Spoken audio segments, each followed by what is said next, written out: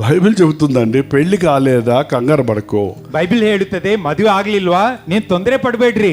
పెళ్లి అయిందా విడుదల కొరకు. ಮದುವೆ ಆಗಿದೆಯಾ ಬಿಟ್ಬಿಡೋದಕ್ಕೆ ಪ್ರಯತ್ನ ಮಾಡಬೇಡಿ. కానీ ఈ రోజు ఎట్టుందంటే పెళ్లి అయ్యేదాకా నా పెళ్ళో నా పెళ్ళో నా పెళ్ళో ಅಂತಾರೆ. ಆದ್ರೆ ಈ ದಿವಸಗಳಲ್ಲಿ ಹೇಗಿದೆ ಅಂದ್ರೆ ಮದುವೆ ಆಗೋ ತನಕ ನನಗೆ ಮದುವೆ ಆಗ್ಬೇಕು ಅಂತಾರೆ. పెళ్లి అయ్యాక నేను బతకలేను, నేను బతకలేను, నేను బతకలేను. ಮದುವೆ ಆದ್ಮೇಲೆ ಇಲ್ ಜೊತೆಗೆ ನನಗೆ ಇರೋದಕ್ಕಾಗಲ್ಲ, ಜೀವಿಸೋದಕ್ಕಾಗಲ್ಲ ಅಂತಾರೆ.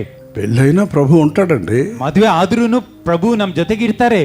సైతాన్ని పెళ్లి చేసుకోకు, ಸಾತಾನನ್ನು ಮದುವೆ ಮಾಡ್ಕೋಬೇಡ್ರಿ. ప్రభు ఉంటాడు కదా అనుకోకు. ದೇವರು ಇದ್ದಾರೆ ಸಹ ಎಂದ್ಕೋಬೇಡ್ರಿ. అవిశ్వాసులతో విజ్జోడుగా ఉండకండి. ಅವಿಶ್ವಾಸರ ಜೊತೆಗೆ ನೀವು ವಿಜೋಡಾಗಿರ್ಬೇಡ್ರಿ. చాలా స్పేజులనే భక్తుల దగ్గరికి వచ్చి నేను ఒక అవిశ్వాసిని ప్రేమించాను, పెళ్లి చేసుకుంటానండి, ఎస్ అనండి అన్నాడంట. ಒಬ್ರು ಚಾರ್ಲೆಸ್ ಪಡ್ಜನ್ ಎಂಬಂತ ಭಕ್ತರ ಜೊತೆಗೆ ಬಂದ್ಬಿಟ್ಟು ಮದುವೆ ದೇವರನ್ನು ವಿಶ್ವಾಸಿಸಿದೆ ಅವ್ರ ಜೊತೆಗೆ ನಾನು ಮದುವೆ ಮಾಡ್ಕೊಂತೇನೆ ಅಂತ ಕೇಳಿದ್ರಂತೆ. ఓకే నేను ఎస్ అంటానయ్యా, నువ్వు మరి మళ్ళీ సమస్య లేకుండా బతుకుతావా? ಆಗ ಅವ್ರು ಅಂದ್ರಂತೆ ನಾನು ಹೌದು ಅಂತೇನೆ, ಆದ್ರೆ ಸಮಸ್ಯೆವಿಲ್ಲದೆ ಜೀವಿಸೋದಕ್ಕೆ నేను మార్చేసుకుంటానండి.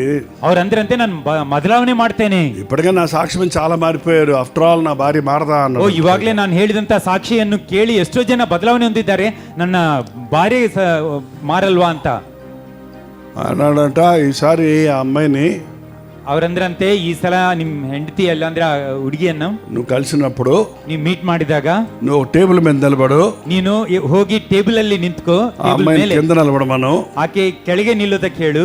మీ ఇద్దరు చేతులు పెట్టి లాక్కోండి. ನೀವಿಬ್ರು ಸಹ ಕೈಯನ್ನು ಇಟ್ಕೊಂಡು ನೀವು ಇಳಿರಿ. నువ్వు ఆమెను పైకి లాగుతావో ఆమె నిన్ను కిందకి లాగుద్దో చెప్పొచ్చు. ಆಕೆಯನ್ನು ನೀವು ಮೇಲೆ ಇಳಿತೀರೋ ಇಲ್ಲ ಅಂದ್ರೆ ನೀವು ಕೆಳಗಡೆ ಬಿದ್ದು ಹೋಗ್ತಿರೋ ಪರೀಕ್ಷೆ ಮಾಡ್ರಿ. నువ్వు విశ్వాసం కదా పైన నిలబడు, ನೀವು ವಿಶ್ವಾಸಿ ಅಲ್ವಾ ಮೇಲೆ ನಿಂತ್ಕೋ. అవిశ్వాసం కదా కిందనే ఉన్నాయి. ಆಕೆ ಇನ್ನು ಸಹ ನಂಬಲಿಲ್ಲ ಅಲ್ಲ, ಕೆಳಗೆ ಇರ್ಲಿ. కానీ ట్రై చేయి మరి. ಆದ್ರೆ ನೀವು ಪ್ರಯತ್ನ ಮಾಡಿ ನೋಡ್ರಿ, ఏం చేస్తావు? ಏನಾಗುತ್ತೆ.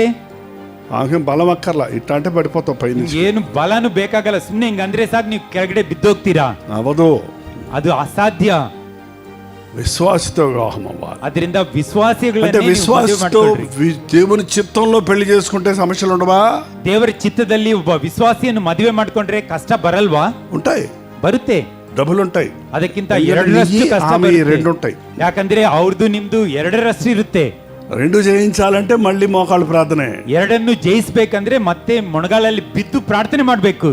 యేసయ్య చెప్పింది ఏంటంటే, ಯೇಸು ಕ್ರಿಸ್ತನು ಹೇಳಿದ್ದೇನೆಂದ್ರೆ ప్రేమతో మాత్రమే నీవు నీ భార్యను లేక భర్తను సంపాదించుకోవాలి. ಪ್ರೀತಿಯಿಂದ ಮಾತ್ರ ನಿಮ್ಮ ಹೆಂಡತಿಯನ್ನು ಇಲ್ಲ ಅಂದ್ರೆ ಗಂಡನನ್ನು ಯೇಸು ಕ್ರಿಸ್ತನಿಗೋಸ್ಕರ ನೀವು ప్రార్థనతో మాత్రమే నీ కుటుంబాన్ని కట్టుకోగలవు. ಪ್ರಾರ್ಥನೆಯಿಂದ ಮಾತ್ರ ನೀವು ಕುಟುಂಬವನ್ನು ಕಟ್ಟಬಹುದು. కాబట్టి ప్రేమ ప్రార్థన విధేయత ఉంటే కుటుంబం కట్టబడదు. ಅದರಿಂದ ಪ್ರೀತಿ ಪ್ರಾರ್ಥನೆ ಮತ್ತು ವಿಧೇಯತೆ ಇದ್ರೆ ಕುಟುಂಬವು ಕಟ್ಟಲ್ಪಡುತ್ತದೆ.